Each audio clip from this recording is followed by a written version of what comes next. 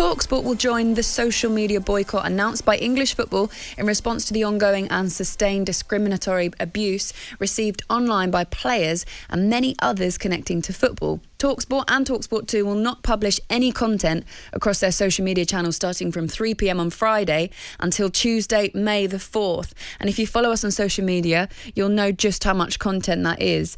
Head of talkSPORT, Lee Clayton, has said this: talkSPORT is proud to join the social media boycott to speak up for those who have suffered real and lasting abuse on social media.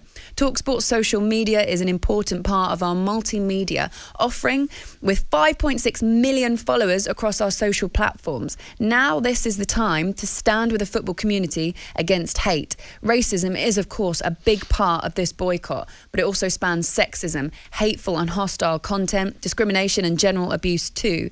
As a station, we are taking steps to protect our own presenters from abuse from social media trolls, and this is an important statement that online hate will not be tolerated. I'm really pleased they're joining it, Ali, actually, I have to say. I've spoken about this before. I think actually it'd be a nice and a welcome break this weekend for everyone involved, not just if you are suffering abuse at the moment, but just to have a bit of a break from social media and retouch yourself to reality a bit. I find it hard talking about this kind of stuff because I think the general population and millions of our listeners that will be listening this morning will sit there thinking, I'm not a troll, I don't sit here and send hate, but we seem to always have to talk about it, and it's because unfortunately there's a small amount of people out there that feel like they're probably not happy with their own lives, so they've got to project that anger and that upset and that sadness onto somebody else and try and make them feel that way as well.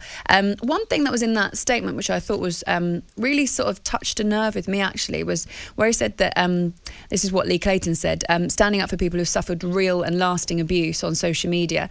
That lasting abuse actually, that resonated with me quite a lot actually, because I feel very differently about social media at the moment to how I felt about it maybe 10 years ago, right at the very beginning, when it was a fun tool and a nice kind of break from anything really, if you wanted to go and have a laugh or whatever, or if you wanted to get updates on anything. And I use it so much for updates on sport, news, all that sort of stuff, because it's the first place to go. And I love seeing reactions to games. I love it. Football Twitter is one of the funniest things to engage in. But it's become a very dark place at the moment, and I really am starting to go off it, and it does put a bit of once you get bitten in a way by social media, it does really open you up to feeling more vulnerable to it in the future. So sometimes you really do just need to put your phone down, close your laptop, step away from it.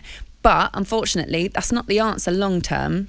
It's essentially the same argument of saying, I've bought myself something nice, because someone might nick it, that means I can't buy anything nice in the future. It's not that. What the police would do is go and arrest the person that has nicked your property. So in this sense, if someone is being abusive and using a social media platform like this in a really negative way to impact on somebody else's life in an even more negative way, you have to stop that person from doing it. So I hope that this is the first step in something big that happens, because in all honesty, I don't think that 4 days of a complete social media boycott will stop people from sending abuse, but I hope it's the beginning of something. And actually, I think more so it targets people above who have the power to change things. Of course it does. That's who everybody's attempting to target. They're not targeting the trolls, as you call them, because the trolls will continue. If they've got the opportunity to do it, they won't go away.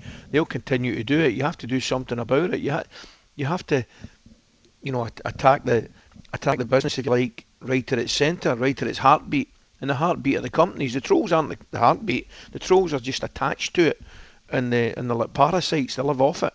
So you got to hit it where it hurts, and that's the heart of these companies. So it's got to be a good thing. I mean, clearly you guys are on it a lot more than me. I'm obviously of a generation, do a wee bit of Instagram, but I'm not on Twitter or anything like that. But no, I think it's great that we're all showing a little bit of solidarity in our attempts to get this sorted, because it's just beginning to annoy me and everything. Cause I think there's an obvious answer to it and nobody's doing anything about it. Mm-hmm.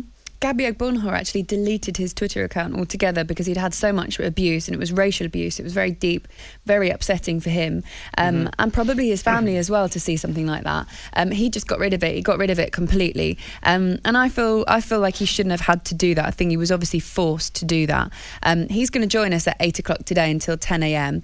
I can't wait to have him in. I do love working with Gabby. He's one of the most fun, bubbly people that we have the pleasure of working with in the studio. So we'll ask him a bit about how he feels about this boycott, whether he feels that it will make a difference, and what he thinks perhaps in the future in terms of him maybe using social media again in that way, in terms of Twitter. A reminder as well, talkSPORT 2, they're not going to publish any content across the social media platforms this weekend. It starts at 3 o'clock on Friday. It finishes at 2 o'clock on May the 5th, on Tuesday, that is. So that will be it.